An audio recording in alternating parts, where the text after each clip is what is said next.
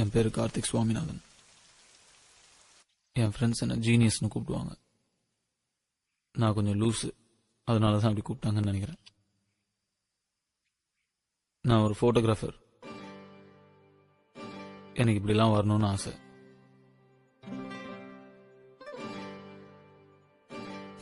என் வாழ்க்கையோட லட்சியமே இந்த மாதிரி வைல்ட் லைஃப் ஃபோட்டோகிராஃபர் ஆகணுங்கிறது தான்.